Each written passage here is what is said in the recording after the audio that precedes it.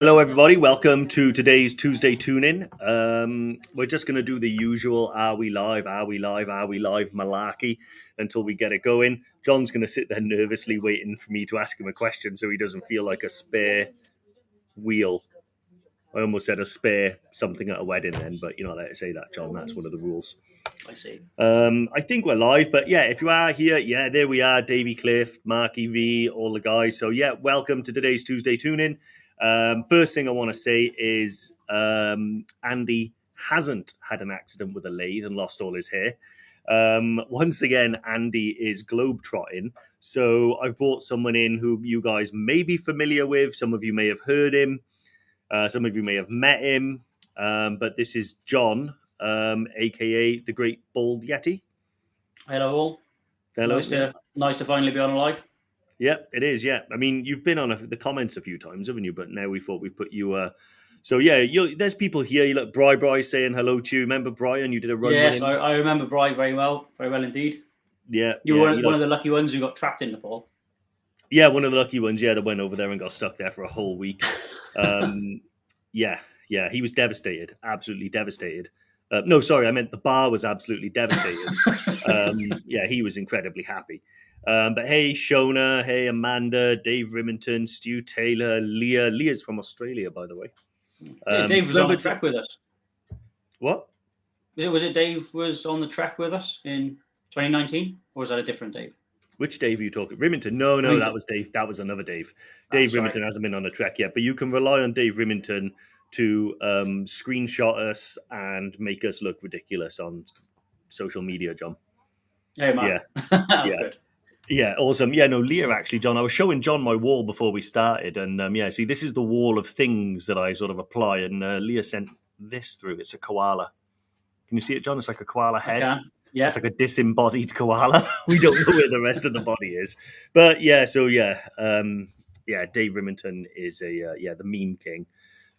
If there's any situation during a live where I'm going to look at all stupid, it will be edited and posted for posterity on the internet. But anyway, welcome to today's live. So yeah, Andy's globetrotting again. I believe he is back next week. But to keep things a little bit fresh and different, I thought I'd bring John on. And one of the things that me and John, I think, perhaps talk about, one of the top things is, yeah, we're going to get back into training. We're going to get fit again. When are we going to get fit again? Let's stop eating cheese and get fit again. So we thought about, we'll do a trip on training, a live about training, because as trips are running, everything's going really, really well. We've had many, I think 100% success rate on Kilimanjaro so far, 100% success rate at Everest Base Camp.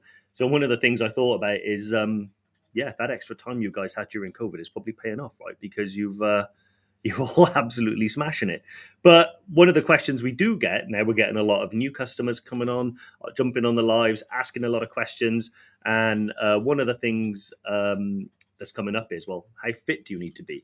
It's something we've covered before, but we're going to cover it again because it is one of the perhaps biggest barriers people have in overcoming the anxiety about booking a trip and going to the Himalaya and things like that, is how fit you need to be. And so I thought I'd bring John on to show that not very, right, John? yeah, not as fit as you think. Yeah, exactly. So, John, I should say you've been to base camp twice now? Yeah. Yeah. 2017, 2019. Yeah. So tell us a little bit about what training you did then before, between each time. Was there a difference between the first and second time? Things you did differently? I think there was. I mean, as you know, and we've talked about it on the lives before, I'm a big fan of cycling, both mountain biking and road bikes. So the lead up to the first trek, I spent a lot of time out on my bike, just as sort of standard, really. And I felt that fitness definitely carried me through. One of the things I like about bike fitness is it's not sort of out and out explosive fitness, because you're out on the bike for a long time. It tends to be fairly light resistance exercise, but you're on the bike for a long time. And obviously when you're out in the mountains, you're out there for a number of days back to back and you're walking for hours at a time. So that type of fitness, from my point of view, really helped. Yeah. Because I wasn't so used to spending time on my feet, though, leading up to the second trek, I was involved in a lot more of the EverTrek training weekends. So we were getting out multiple days back to back, I was starting to walk the dog a lot more, frankly. I'm fortunate to have a Yeah. big hill out the back of my house. So, the second time round, I was taking her right to the top of the hill of a morning and back down again. And just time spent on my feet, I found the second trek just a little bit more comfortable, I suppose. Yeah, yeah, it does make a big difference, and I think you're right. I myself, like everyone probably knows by now, is a big fan of the bike as well. Me and John used to do a lot of running together, but I found that although running was really good for my fitness wise, I also probably carried. I don't think I was ever really like niggle free, and you had sore ankle, sore knee, something like that. Probably because I was too heavy for all the running I was doing. But I found that see tacit agreement there from John. So But I've just seen Paul Dewhurst's comment. I love that. Does uh, time watching cycling count? Not entirely sure. yeah, if it inspires you eventually to get on the bike, it's time well spent, mate. It's time well spent. Agree with that. But yeah, it's one of those things where I think you are right. It's not just about building sort of the cardiovascular fitness and stuff like that. There's a little bit of endurance in there as well, and being used to being, supporting your own weight on your feet for long periods of time makes a big difference. But one of the things I'd say is I don't think me and you were ever sort of, it's not like we could go out and run 10 miles when we did EBC. It wasn't No. even, I'm not even 100% sure I can remember us being capable of a 5K when we went. But one of the big differences that I think I noticed if I was watching your first two trips, I think the first time you went, you were probably about as fit as you were each time, give or take. But the first time you went way too quick, I think, if I remember rightly, didn't we? Like up the hills, up Namshi Hill, and I think that had an effect on you as well. Absolutely. I think it was day 3. Was it day 3 that we went up to Tangboche, or day 4? I can't recall anymore. But I basically got myself in trouble that day. I pushed it too hard. Kept up with Raoul, our guide at the time, Yeah. almost all day, to the extent where he told me on a couple of times, go back, get in the group. You shouldn't be walking with me, basically. And he was dead right, because the day after and the day after that, I sort of suffered. I was having headaches, and generally something that hadn't occurred to me, because on the day that I was walking up to Tengboche, I was strong and fit and felt fine, and this isn't as hard as I was expecting it to be. But the consequence was that day or two later, when I'd pushed it too hard, and the altitude caught up with me. Yeah, yeah. I remember in Dingboche, that was probably one of the days when we arrived at Dingboche, which is the day after Tengboche. So you had to trek feeling rough, Yeah. because of the speed that you pretty much went up to Namshi and then up to Tengboche. Because that is the tricky thing about those first sort of 3 days on the hill, is that you don't tend to feel the altitude to a really strong extent. So you start to think, and it's only natural that you just go at your pace, right? Which is, when we're trekking back home in the UK, very rarely do we sort of trek to a prescribed pace that's, slow enough that we look after ourselves. We're out for one day to see as much and do as much as we can. So we tend to kind of get a move on. But actually, at altitude, when you're there for 11 days, you've got to think of day 11. Right from day 1, you've got to think about that last day, because it does have an accumulative effect.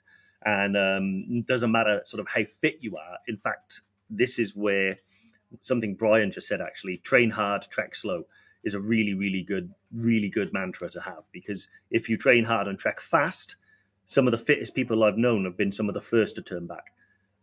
Because altitude remembers. Altitude will see your hubris on day 1, 2, and 3, and it'll remind you of that fact on day 4, 5, 6, 7, and 8 up to base camp. So, yeah, it is a real big thing. I should say, John, you've also booked onto Kilimanjaro next year, right? So, and what training Yeah. are you going to be doing for that? Well, again, the intent is very much to spend time out on the bike, but I feel I need to increase my walking again. I've got a bit lax, as you pointed out. Lockdown hasn't done me any favors, Yeah. except for I found a stone, and so it's going to be back out on the walking, back out with the dog, and I think just repetitive getting out and doing walks and extending those walks as well. I mean, I know it sounds walking the dog, what's he talking about? But like when I walk the dog, I'm talking 3.5 miles at a time, up to 5 or 6 miles. like when I've got time to do that. If you need to make time to do those walks, but Yeah. yeah. No, you're dead right. And I think where like, when you say to people like, oh yeah, I'm taking the dog for a walk, there's a tendency to think that's kind of just frivolous and not exercise, but it is exercise. It's all about where you go, and it's all about finding a reason to get out. So, I mean, I personally think, well, almost all of my training now has to be low impact training. Running's out of the question for me these days. So all of my training is pretty much on the bike, but I have started going to the gym a lot more. So sort of 3 times a week, pretty much in the gym. And what I'm doing there is trying to just build endurance in my legs pretty much, and obviously compensate for the bad knee. But doing a lot of leg exercises, squats, stuff that builds like the overall endurance and strength in your legs. And then pretty much I'll get all my cardio work from the bike. One of the reasons why I do recommend the bike, and I think, John, you'll agree with this, anyone of you guys that's been to altitude will know what it feels like to be moving incredibly slow, but to have a sky-high heart rate and be out of breath. Now, the best way that you can replicate that, short of going to the altitude center, and is ride a push bike uphill. And I think you'd agree with that, John, right? Absolutely, yeah, definitely. And I think it's a point I forgot actually. First time round, the training of just getting out on a bike and pedaling uphill, and I mean, as you say, you're dead slow. Stop if even in your lowest gear, going up a really steep climb, and it's an absolute miserable time in your life until you're out in Nepal at altitude, feeling fairly similar, going a lot slower. But, Yeah. I just wanted to ask, Fraser Hall posted a question there, and it's a question I actually asked myself about do altitude masks work. So I was fortunate enough to be included in some of the training that you did with the guys in the altitude center that you just mentioned. And I asked that exact same question. The short answer is, Fraser, they're a fad. They told us that there's no scientific evidence to support that those altitude masks actually give you any benefit. They just make it harder to do exercise when you're exercising. Yeah. So that was the Fraser. That was the answer I got. So I'm sort of confident to share that. Yeah, no, you're dead right. I mean, I think one of the things that they do, obviously, you get the exact same effect breathing through a straw. So they don't simulate altitude. The oxygen that you're breathing through that mask is oxygen that you've got from sea level or whatever you're actually stood at that time. So there's just a little bit less of it. Altitude has a different effect on the body because with each breath there is less and less oxygen within it. That's one of the strange things about altitude, isn't it, John? That when you're breathing, it feels exactly the same. It's not like you can tell you're at altitude from your breathing. It's just that one of the examples that I always give is when I first notice I'm at altitude is if I'm at Nampshi, which is usually when I first feel it. When you go up the stairs, I tend to have a little jaunt when I run up the stairs, right? So like you run up a flight of stairs. Now, when you get to the top, you sort of stop for a second and you're like, oh, and that normally wouldn't happen. And also when you're going uphill, you'll find that your quads start burning a bit sooner. So that you've got to bring it back down a bit. So yeah. And I just noticed Bri asking the question then about when we're going in February, Dave. No, right, yeah. I think it's towards the end of February. We haven't got a concrete set in stone date yet, have we? But it's going to be in sort of. Yeah, I think it's potentially sort of February 2022, maybe the end of Feb, something like that. Or even 2023. Yeah, well, the thing is, I think we worked out, didn't we? Because I thought to myself, oh, maybe I'd like to summit on exactly the same day again. But I think I summited on a leap year, right, John? Yeah, because you told me you wanted to summit again on the 29th of February. I was like, hang on a minute, that's going to be difficult. Yeah, so that's brilliant. So summited on a leap year. Didn't even know that until the other day when we realised. I don't know the dates. I can't figure out. I've never really understood how people know off the top of their head how many days are in February, March, April, May. I know there's a rhyme and stuff, but I don't want to learn it. I'm too old for that. Hey, Max, how's it going? John Max is on the live as well. Good to see. Thumbs up, Max. I did see. Yeah, so Bri again, when you're on the exercise bike and you think you're knackered, you're not, give it another 10 minutes full steam. Yeah, that is very, very, very true. One of the best exercises I actually find in the gym, to be honest, is the step machine. So the revolving staircase, the Stairmaster. I've yet to find something in the gym that replicates the way you feel hiking at altitude than the Stairmaster. It's absolutely brutal when it comes to it. One of the things, John, I was going to say to you as well, is that a lot of people they have this phobia about being the slowest in the group, about not being fit enough to be able to keep up with the front end of the group and things like that. And you've been on Everest Base Camp twice, and I think it's good you can share your experience of it, because I always tell people, but then I always wonder, like, I hope they understand I'm not just trying to sell these trips. I'm trying to be honest. So I'll bring someone else on who has an independent, despite his t-shirt, an independent view. So yeah, tell us what's your experience of that, John, like when you're on the trek. Also, as we fairly neatly sort of covered there, on track 1 in 2017, I was far too eager and far too sort of full of my own capability to think, well, I feel fine, so therefore I am fine, and not recognise, as we've talked about already, the sort of cost on the following few days. And on the second trek, so both occasions, I was fortunate enough for your dad to be with us, Doug, and he is, as I think you've mentioned numerous times, the slowest man on the planet. Yeah. And his pace is the right pace. So on Trek 2, I spent an awful lot more of my time at the back of the group with Doug, talking about where we were, what we were seeing, what we were doing, what cup of tea we were going to have that night, whether it was lemon and honey lemon ginger, or black tea, whatever, or ginger lemon honey. Ginger, yeah. And the nice thing about it, one of the things I really want to emphasize about going out there is people worry about, where can I get Wi-Fi cards from? How can I stay connected? And how can I, do all the things that I normally do at home? But one of the real joys for me about being over there has been a sort of almost a lack of connectivity, not getting Wi-Fi cards, not being on Instagram or Facebook or whatever at the end of the night, sitting down playing cards with the group of people I'm with, and enjoying the experience for exactly that reason. It's you slow down. So walking slowly in the day, brilliant. Sitting down, chilling in the afternoons, brilliant. So yeah, I think it's difficult to get over yourself. If you feel strong and fit and capable and everything, it's difficult to force yourself almost to slow down, but it's worth it. And there are real benefits to doing that. Yeah, I agree. And I think that's one of the things actually that I think you've said that I don't know if I've ever said before, which is about the overall feel of the trip is far more enjoyable if you slow everything down. It's a different pace of life out in the Himalaya. You're not in the rat race. You're not rushing to go to work, rushing to go home, rushing to go to the gym. Everything's on a schedule. I know a lot of us live that way. But actually, when you're out there is no real schedule. I mean, you have a day-to-day schedule, but your only job that day is to get from A to B, and you've got plenty of time to do it. It doesn't matter if you arrive at 1 o'clock, 2 o'clock, or 3 o'clock. You can take your time and enjoy the process of walking through the Himalaya. And that's one thing that I think people who get the most out of this trip, they adopt that attitude where it's not about getting to base camp. It's not about a fitness goal that they want to achieve or an endurance challenge. It's an experience, and it's a traveling experience more than an actual, there are some things that are, when you top out on a mountain and stuff like that, it is an awesome achievement, and it is that.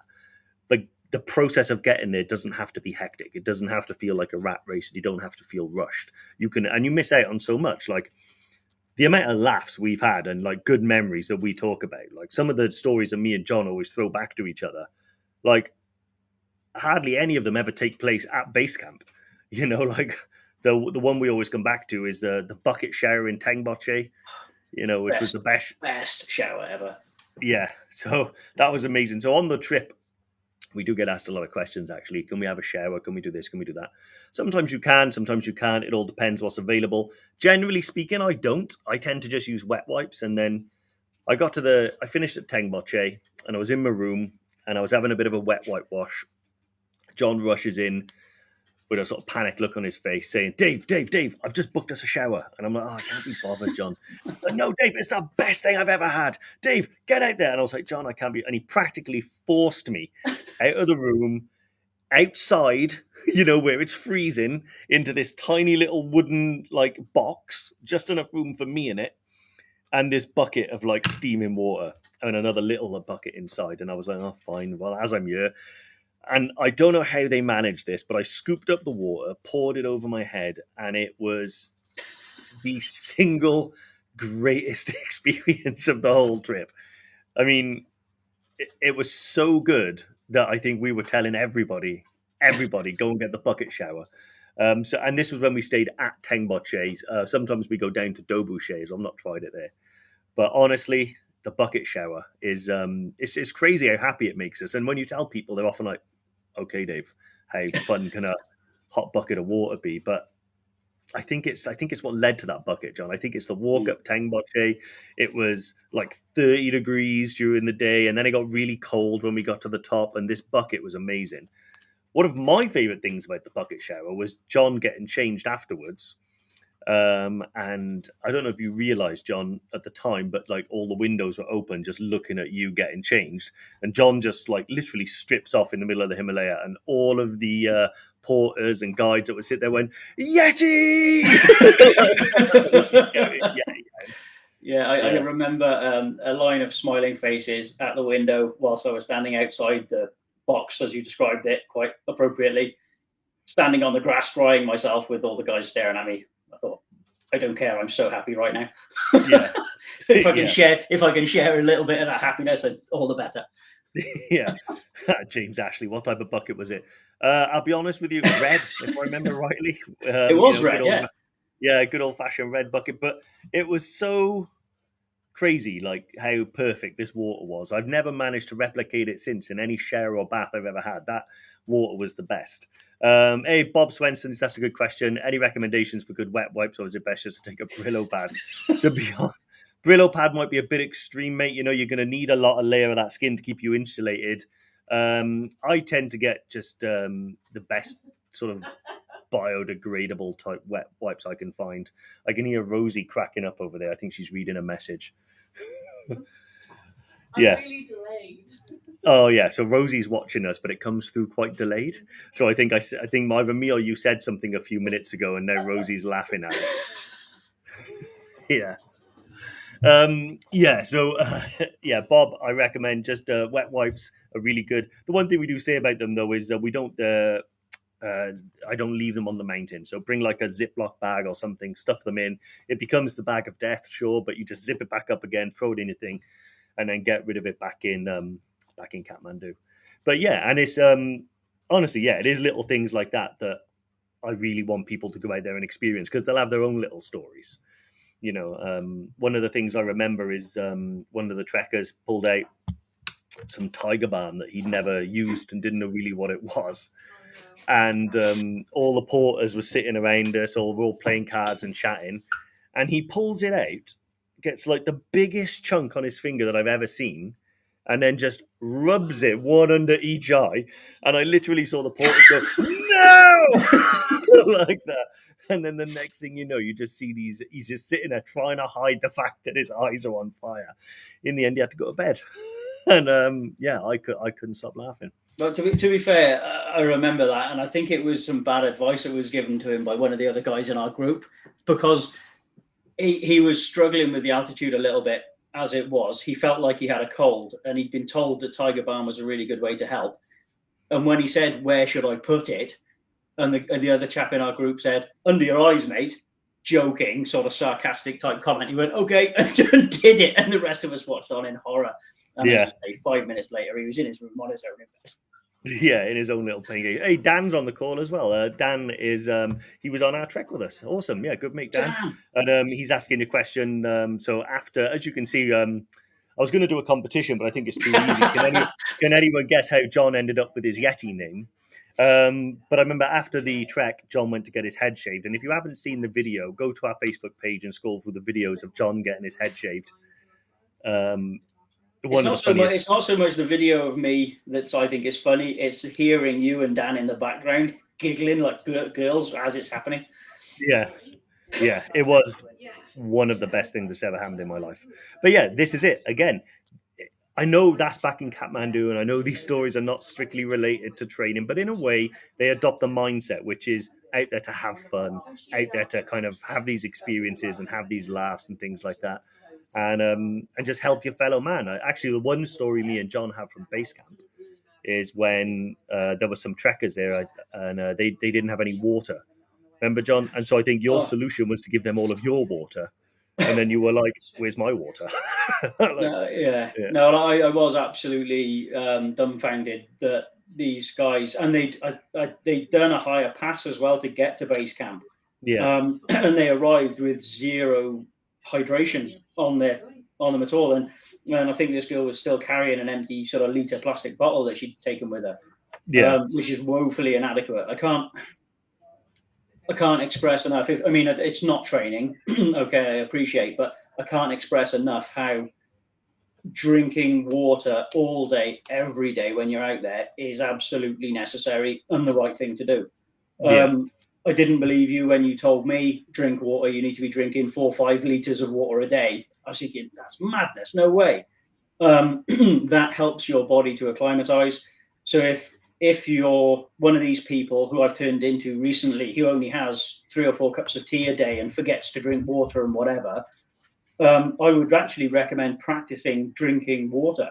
You can get those plastic bottles which have got a sort of 8, 9, 10 a.m. and then a 1, 2, 3, 4 o'clock mark on them, and try and get used to drinking, a couple of those a day. A, it's good for you anyway, but B, when you're out there, I would expect anybody here to be carrying a hydration pack with 2 to 3 liters of water on it.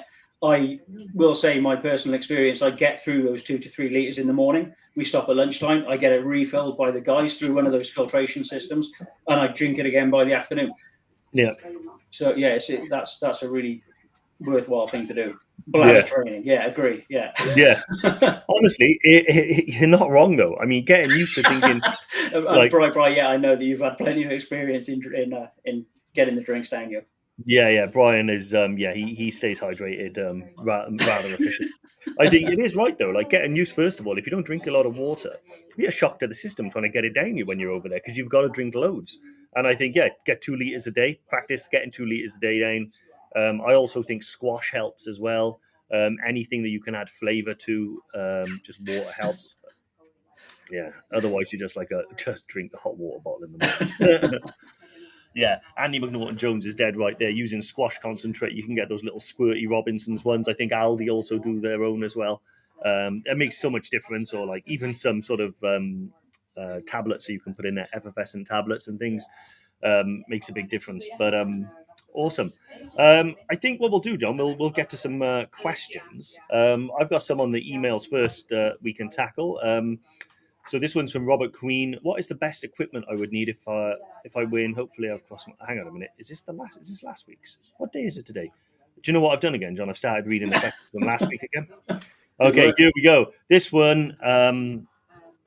Okay, so actually, first thing I'm going to do is I'll talk about one issue that popped up on the High Altitude EverTrekkers group. I believe it's been affectionately named Baggate. Now, what happened was someone asked a question about bags on the High Altitude EverTrekking group, and it was about the duffel bags that you get when you book an Everest Base Camp trip. We give out the free bags to people when they arrive in Kathmandu, and it was asked whether or not, when do you get them, where do you get them, and all this sort of stuff. So yeah, just to clarify, so if you do book on to Everest Base Camp or any of our Nepal trips, you do get a free bag, a duffel bag, about an 80-litre duffel, pretty well made as well, when you arrive in Kathmandu. Now, it was asked, why don't we give them out before in the UK? Well, there's a couple of reasons. One, it's always been part of our philosophy and a part of our sort of ethos that we don't just want to sort of travel to these places, get what we can, and then leave. We want to benefit the communities that help us. We want to sort of give back to the countries that have given us so much. So we want to help out those local tradespeople. And there are people in Kathmandu that rely on the tourism for trade. And we use those guys to make the bags, and then we give them to you guys when you arrive in Nepal. It's win-win. The customers get a free bag, and the local tradespeople out in Kathmandu, they get the work as well, and they get the regular work. So every season, the supplier that we use knows that, there's probably like 400 or 500 bags every season. So that he's going to be producing for us. So yeah, that's the reason why we do it. Secondly, we don't have the space in the office to keep 1,000 bags. And secondly, sending them out to people, like whenever we send things out, it's a huge logistical problem to solve. And the easiest way to do it is just to get people to get them when they're over there. So yeah, that's why we do it. But it's primarily to look after the guys that look after us. That's it. I'd like to add to that as well.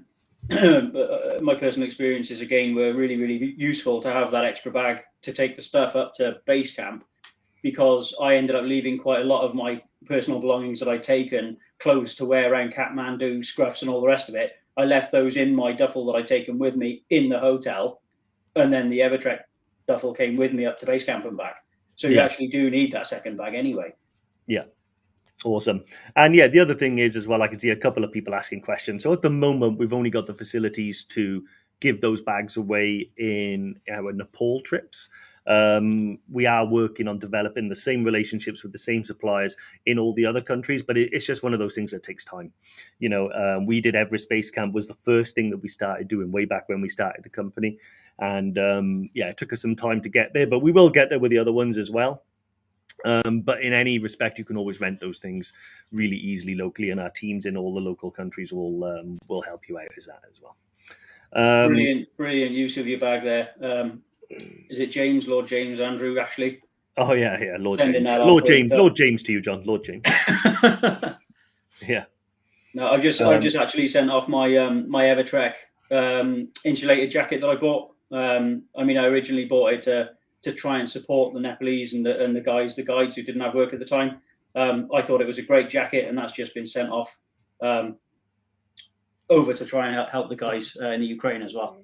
Yeah, no, I love that idea that it's actually, one jacket that was bought is now actually going on to help more and more people. I wonder what that jacket is going to have one hell of a story, and is going to have helped so many people by the time it reaches the end of its life. So yeah, that's awesome. Another question come through on email from Stuart Taylor. He's not booked on any international trips at the moment, as it's been a tough year, and he needs to sort his house out and children and work, all of that stuff. His question to you is on training, for instance, on Kilimanjaro with the microclimates you were climbing in. What would be the effect to air intake at low level trekking in hot weather? Wow, this is technical. To possible freezing on the summit. Does this make a big difference on your breathing ability to make? Okay, so I think what you're asking there is, so yeah, Kilimanjaro, you go through quite a few different zones, they call it. At the beginning, you've got like cultivated zone, which is almost farmland, and then forestry. And then right at the top, you've got glacial and things like that. And then you've got alpine desert. And yeah, there is these microclimates on Kilimanjaro. Honestly, I don't think it makes much of a difference. If you've been trekking in the UK and you've trekked in hot weather, cold weather, wet weather, it feels much the same.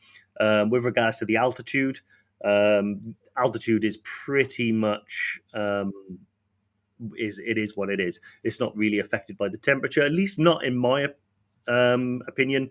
I don't think it was something that was at the forefront of my mind. There may be some science that I'm unaware of that'll kind of explain why it does. But when I climbed Kilimanjaro, it was 30 degrees at the beginning, it was minus 15 at the top, and then it was 30 degrees back at the bottom again. So we had huge temperature swings. And I never noticed any effect on my breathing during those things, only the usual altitude stuff. So awesome. John, I'll fire one at you, mate. Why not? I have no idea what this is going to be as well. So this is from Magda. I'm sure this is a question that's been asked many times before. What type of training can you recommend to prep? Is it cardio and lower body strengthening exercises? Please, can you share any tips that someone with zero experience would not have thought of? I'd say lower body strength exercises, great. Core exercise is not going to do you any harm if you're happy to exercise in the house. But I mean, personally, if you're not got any experience at all, time in the boots that you're going to trek in, out walking, I think hands down that's going to be the best exercise you can do. If you've got a push bike and you enjoy riding, or if you're a gym member and you want to do some endurance training, as we talked about earlier on, get out on the push bike or get on an exercise bike in the gym. That'll be really, really good for you. But yeah, I've walked now from doing the training weekends. I've been out with a few people now. It surprised me really, who hadn't walked up hills. They just live in flat areas of the country and they don't have hills and mountains to go out to easily on the weekend or whatever. So them coming out on our training weekends, getting up the hills, and really experiencing some sort of different weather than what they were used to walking in and what have you. the confidence that they left the weekend with compared to what they arrived with was really obvious and evident to me. So don't be scared to walk in any conditions. I mean, we can't control the weather, right? So these guys, they're great at booking the trips. They're great at providing all the support and all the rest of it. They can't guarantee the weather. When in 2017, when we were coming back from base camp, one of the longest, well, it was in fact the longest day, the final day back to Lukla, and it was absolutely pouring with rain by the end of it. All of our kit was sodden. So you've got to be used to walking, or try and get yourself used to walking in all conditions. Yeah. I think that's well answered that. Yeah. No, that's perfect. I think, and if you are struggling to find all those conditions, just come to Wales. Because we are a semi-aquatic people. It rains more than it doesn't over here. So yeah, I mean, John, me and you have joked about it a few times when we've been trekking. We've got a couple of specific treks that we like to do up in Brecon. And I remember one time we started and it was really nice weather. Then it snowed. Then it was misty. Then it was nice again at the end. And it really does replicate the sort of experience you'll find in the Himalaya. In fact, one day on the Himalaya, John, do you remember me and you? I believe it was our first trip walking back from base camp. And we were like, we could be in Brecon right now. Like we were on this like grassy area full of mist and rain. And it was, that was very Breconish. Awesome. Quick question. So I wanted to ask a question. Sorry, Joel Palmer, I think it was, asked what the worst food was on one of the treks up in the mountains. Just want to bring up egg drop soup. Egg drop soup, yeah, pretty rough, pretty bad. Don't do that. Egg drop soup. Egg drop soup, yeah, I'd be inclined to agree there, John. I mean, we didn't try the wasabi-coated cuttlefish we found in Namche. We drew the line at that. I do reckon. Yeah, and we didn't try the dried hygienic meat. But if you go into some of the shops in Namche, little like, I suppose the equivalent of like a little corner shop, they sell some amazing things, and the wasabi-coated cuttlefish definitely caught our eye. But we decided to leave them on the shelf because it was on the way up. We had a long way to go. But Leah, I got two questions here. John, this happens every week, by the way. I get asked about the old knee. How's the knee? I had an MRI, was it last Tuesday? Potentially might need another operation on it yet. We don't know. Pain in the ass, if you ask me. I'd rather just, stick a metal one in. Anyway, no, it's fine. And then Marky V has asked a quick question. I mentioned a knee sleeve last week. Can you recommend which one? What I'm going to do, I'm going to post a link to Rosie in the chat we use, and then she can post it to you. Actually, no, maybe I can put it in here. Can I do it? Yeah, wow, I could do it. Check that out. Right, Marky V, I've just posted a link there. It says from host Active 650. I don't have any shares in the company or anything like that. My dad bought one, and it's really good. And then that's the one that I've used as well. Awesome. Try it out. I use it on the bike. I use it in the gym. I use it if I'm going on any long walk. I use it if I'm going to be spending a lot of time on my feet, and it really, really does help. Let's have a quick look. John, I noticed somebody else. Sorry, Dave, I keep interrupting you there. Somebody else mentioned they'd had cortisone injections, I think it said, in their knees. And I wanted to mention my cousin actually came with us on the last trek that we did as well. He's a landscape gardener and has been for a long, long time, and both his knees are effectively shot now. The entire trek from Lukla to base camp and back, he wore knee supports on both legs. He wore shorts all the time as well, but I think that's because he's a bit of a lunatic. But no, he wore knee supports all the way up, all the way back down. And I don't think without them, he would have actually made it. By the time we were coming down, oddly, and I think Dan, if he's still on the call, would agree to this, attest to this as well, the way down, both those guys were struggling with their knees by that point. Knee supports, if you do have trouble with your knees, take knee supports with you just in case. Yeah. Even if they're basic ones. Yeah, exactly. They do make a big difference. And again, we'd rather have them and not need them than need them and not have them, All right, awesome. John, I'm going to throw another one at you. This is what I do, John, right? Unprepared. You don't know what's coming. Andy Corcoran has asked, would you advise to take pound sterling or dollars to Nepal? Dollars. Dollars, yeah. And he's also, I'll answer this one as well, because I'm not sure if you know the answer. Well, you do. As generously as possible is the answer. Here's the question. I'm doing it weird. How much should you tip the guides for Ultimate Island Peak? Normally, we say about 10% of the trip cost in full. So if your trip for Everest Base Camp is 1,700 quid, £170. And then generally what happens then is everyone kind of like puts them together and then gives those out. There is a slight hierarchy. So lead guide gets the most, assistant guides, porters. If you're a little uncomfortable dealing with that type of thing, or you're not 100% sure, you can just pull the lead guide across. They know the score, they know what's happening, and they'll be happy to assist you with that. I got something actually that Rosie's. I've got a verbal elbow in the ribs, but I'm going to save it to the end because we're nearly there. But we're going to fire through, John. I'm going to give you some quick fires. Okay. Let's have a look. What weight is best to carry to prep for EBC? So Fraser Hall, what weight is best to carry to prep for EBC? Oh, quick fire. Sorry. Anything between 5 and 10 kilos, around the 7 kilo mark. Yeah, that's a good answer. Let's have a quick look. Just really well done to Dave Rimington and Leah. They're doing. So they're basically, if you check out Leah's Everest, I think it's on Instagram, Facebook, they've done over 400 plus miles since New Year in preparation for that. Wow. Yeah, that's awesome. They've probably got the fittest dogs in Britain. Let's have a quick look. Leah has said, what about a stairmill for EBC? Yeah, Leah, I'm not sure. I think I already mentioned it, the Stairmaster, stairmill. Basically, if it's a revolving staircase in the gym, it's essentially torture. But yeah, it's absolutely brilliant for training for EBC, but in particular because the land is just stepped there, so all you feel like you're doing is going up and down steps, up and down steps. And particularly on the glacial day as well, when you arrive at EBC, it's very rocky, very glacial.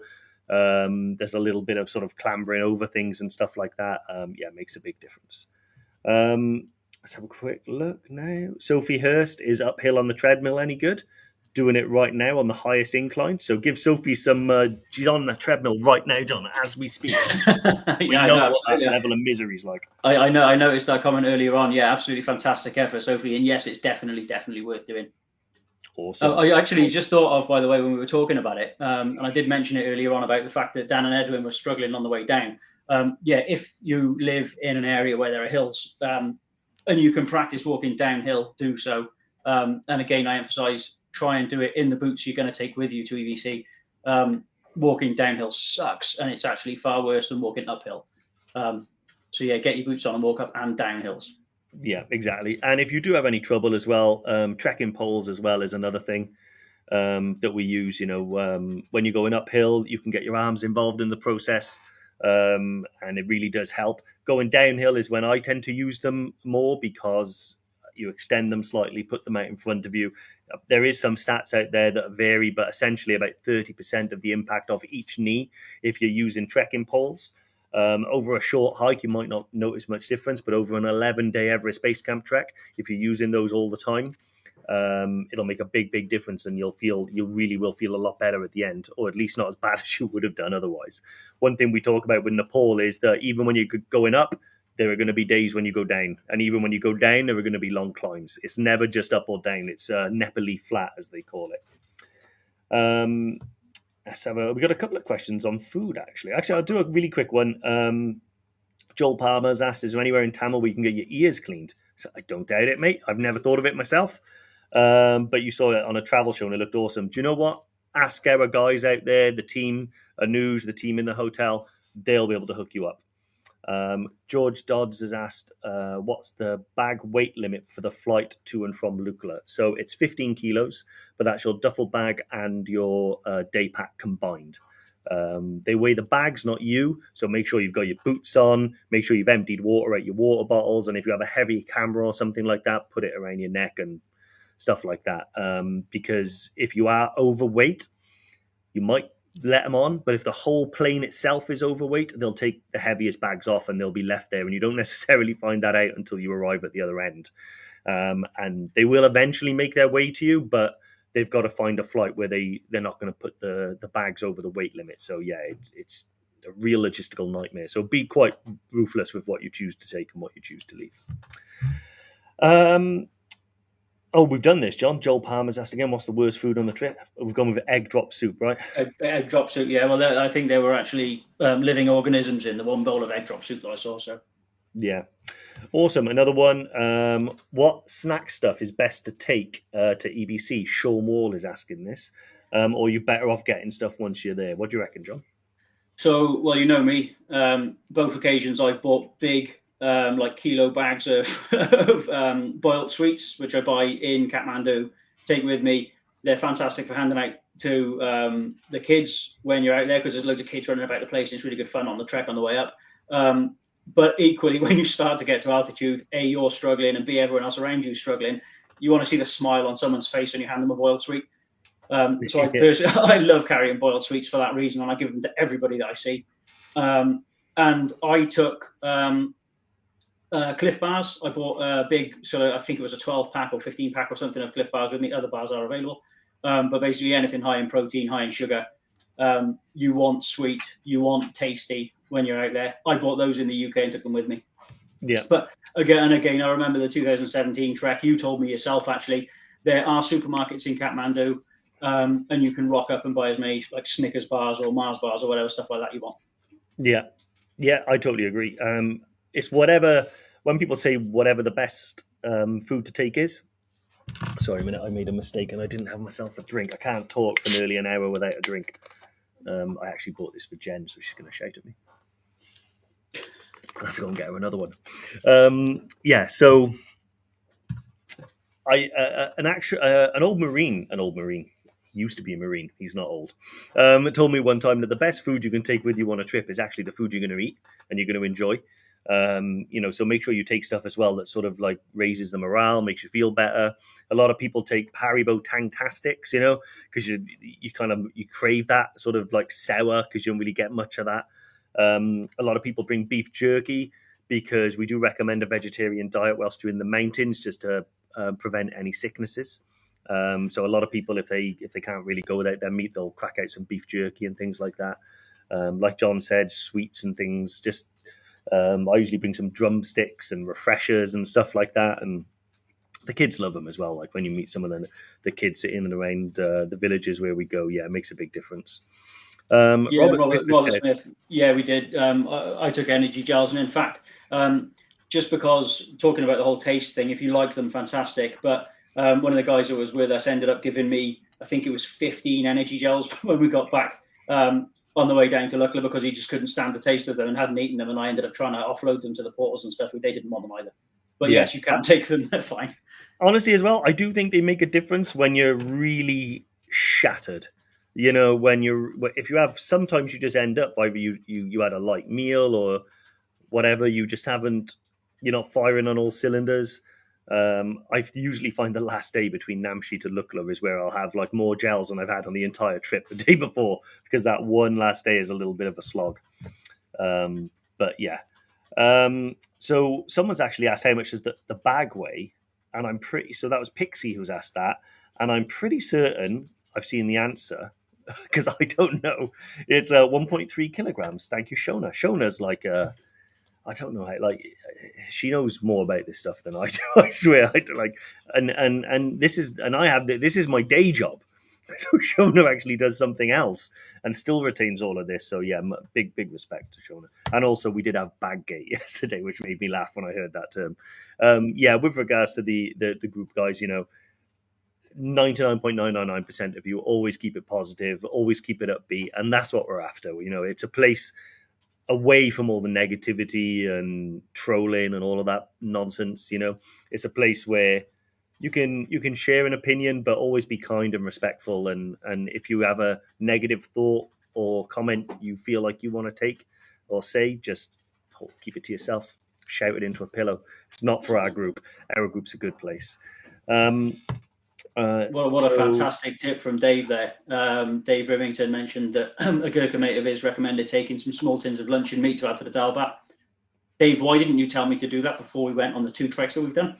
Yeah, I'll be honest, I totally forgot. Yeah, but spam, basically, John. Yeah, spam. Yeah, mate. Honestly, because you know me, I'm a big advocate of dal bhat. I absolutely love dal bhat. I attempted to eat only dal bhat on our last trek. I Yeah. lasted 3 days. But I think lunch and meat could have tipped me over the edge, man. That could have made the difference. To be fair, though, that was like 3 Dalbats a day for 3 days. It's a lot of Dalbats. But what made me laugh with John is that the one Dalbat, when he decided not to have it, we stopped at a place we don't normally stop in, and we had the best Dalbat we've had in the whole trip with this fresh homemade chutney on the side. It was nice and spicy. It was amazing. And John sat there with his tin spaghetti. So awesome. Okay, somebody John. asked. Sorry, just wanted to jump in again there. Somebody asked a question about spicy food earlier. The Dalbat isn't particularly spicy. I don't think you need to be worried about that. And if you want to make it spicy, there's an option to have chili sauce, which generally you get told you're not allowed to have on the way up, just in case it makes your tummy bad. But if you want to avoid spicy, avoid the beef ramen noodles. I absolutely love the beef ramen noodles, and I've discovered that you can buy them in a shop called B&M Bargains. So that's fantastic for me. But if you don't like spice, don't eat those because they are properly spicy. Yeah, no. Those spicy noodles are fire water. I remember I tried some of yours and I was like, nope, under no circumstances. That's hell to pay if you have that. In our group last time, when we discovered them, when we first ordered them, like 4 or 5 of us ordered them at the same time. So we didn't know what they were. We didn't know what to expect. And they came out. I ended up eating 4 bowls of beef ramen noodles. It was a great day. Yeah. From my point of view. That is funny. I remember when my dad ordered, what did he order? There was like a curried rice, and he asked for it with chips, and they put with cheese. So we had like this curried rice with as much yak cheese as is possible for a human being to consume all over the top of it. It was pretty intense, man. I mean, I couldn't sit next to him when he was eating it. Right. John, I'm going to butt in because literally Rosie's going to throw a cup at me or something if I don't say this. But we are doing a pub quiz to, as many of you may very well know, we are supporters of Brecon Mountain Rescue and the work that they do. It's had we were lucky enough to go up there and meet those guys. John, you were there briefly as well. But we chatted about a lot of their equipment, a lot of their needs, but more importantly, what they do for the community, really.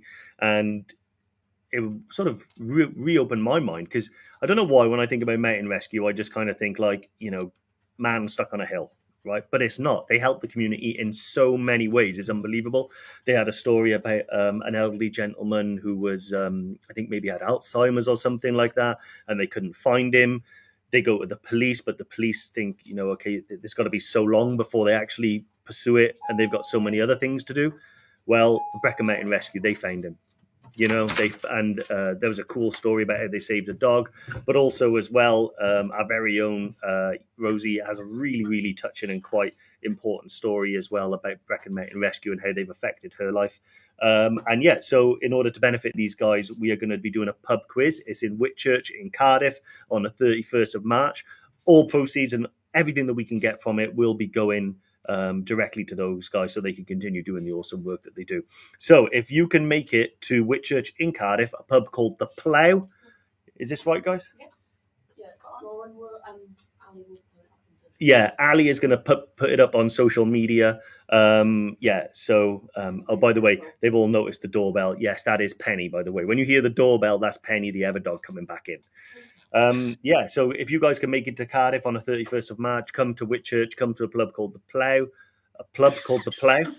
come to a pub called The Plough and join in with us. It's going to be a laugh. We're going to have a couple of drinks and have some fun, get to know each other a bit more, and do some awesome fundraising for the guys at Brecon Mountain Rescue as well. Awesome. Right, I think that's pretty much it, John. I think that's it. Any last words, John? Andy normally puts me on the spot with that one.